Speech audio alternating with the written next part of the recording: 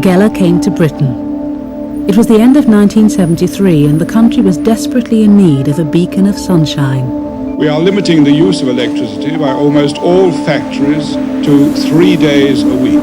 Straight after the broadcast of the Miss World competition, Uri Geller was booked to make his first British TV appearance. Let's ask him on. Ladies and gentlemen, Uri Geller. What I will try to do first is the telepathy, and I understand there is a sealed drawing. Can I explain about here? this? This is a drawing that was done by one of our production assistants, and it's been sealed up like this, and I don't know what's in there, and Uri hasn't seen it until that moment. I don't want to waste a lot of time on it. It could be a boat. Here we are. Got it. I thought that it was a magnificent performance. It was either completely unexplainable or he was the most extraordinary performer. Okay, there are some broken watches here. Geller was winning over the audience. My God, minute hand has bent right angles to the... It was an extraordinary performance. In front of millions of viewers, Geller had apparently demonstrated superhuman powers. By the following morning, he was headline news. Britain was entranced by this psychic performer. Geller was suddenly overwhelmed with invitations to perform in TV studios across the globe. Please, if you can hear me, please draw it in your head, over and over and over. Uri pyysi Annelia piirtämään sitä mielessään uudelleen, kertaamaan samaa kuviota ajatuksia. Yes! This was an elephant from front. Uri Geller filled up the front pages of every newspaper around the world. Vi ska träffa Uri Geller. Germany, Scandinavia, the States, France, Spain, Portugal, everywhere was Geller mad. He was, for a period during the 70s, one of the most famous people in the world. At the height of my fame, it was just fantastic. The feeling that everyone wants you, it's just something that makes you feel proud of what you have managed to achieve. Plus, all these huge celebrities who wanted to meet me. Tony Curtis. I've seen Tony Curtis only in movie theaters. He wants to meet me in the flesh. Elvis Presley. The people I go up with from magazines and pictures and newspapers, will I really meet them? In a minute, they want to meet me. It was unbelievable. He was what he wanted to be at the very beginning, which was a pop star. He never wanted to be anything other than that. He told people at the time he just wanted to be famous, he wanted to get laid 100 times a day, and he got all that instantly through bending spoons.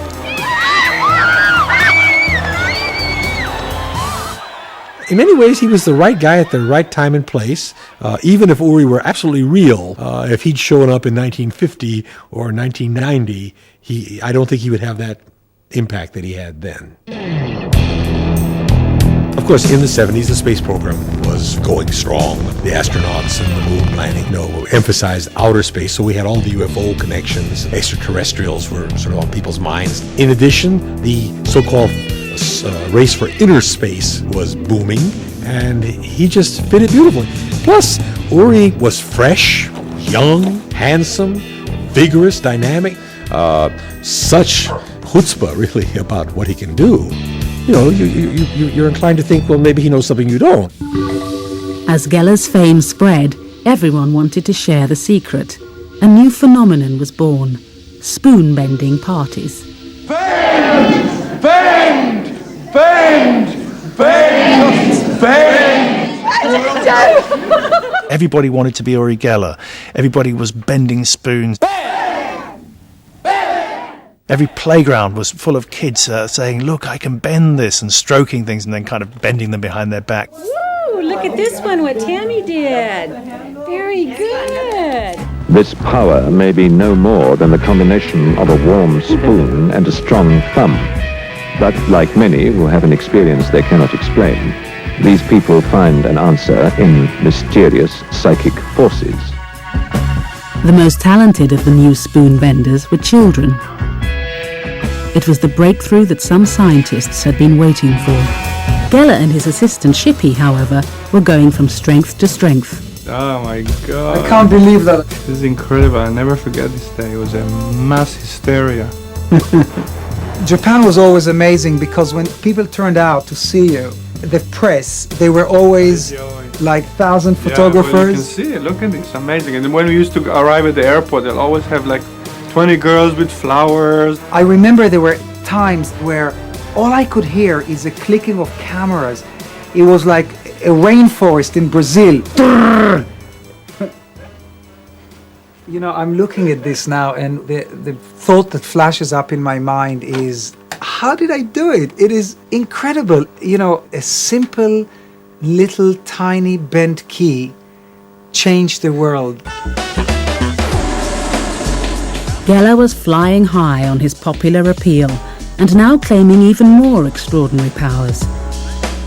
He declared that he could psychically empower people by sending telepathic messages from the air.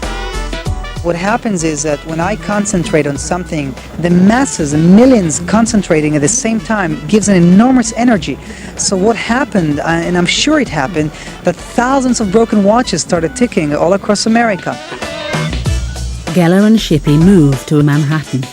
They were mixing with wealthy eccentrics who'd succumbed to Geller's charms.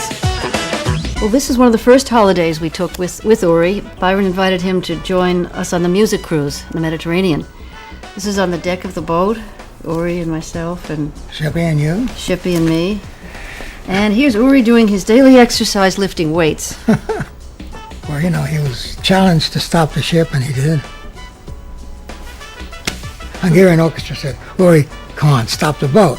So he went to the back of the boat, and he concentrated, about 3 minutes, came back, and within a very short time, the boat began to slow down, slower, came to a total stop.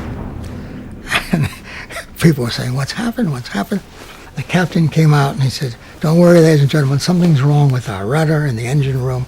We'll fix it, and within 2 hours we'll be on our way. And of course, they did feel something had gone totally bent and all cockeyed, and we were just laughing our heads off because we knew what had happened. Even more incredible events were apparently taking place in secret. Geller claims that he was asked to use his powers for undercover intelligence work. Out of the blue, I was approached by a CIA agent to do some spying work for them, and I loved it.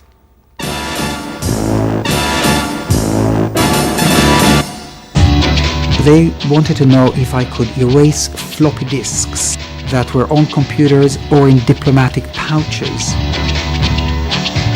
My task was sitting next to KGB agents, looking at the diplomatic pouch, and in my mind I would send sort of waves saying, erase, erase, erase.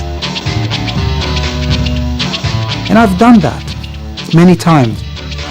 But then there was one time, and I will not mention which intelligence agency it was, but I was led into a room and there was a pig in the middle of the room.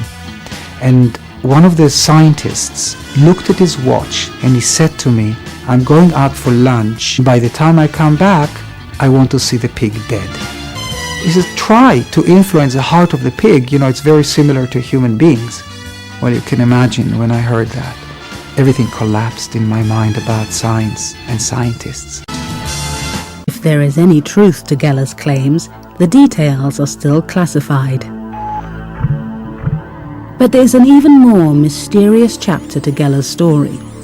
Since his time in Israel, Geller had been undergoing long sessions of hypnosis with an eccentric American medical doctor. Under hypnosis, Geller had apparently discovered the source of his mysterious powers. The full story was revealed in his biography.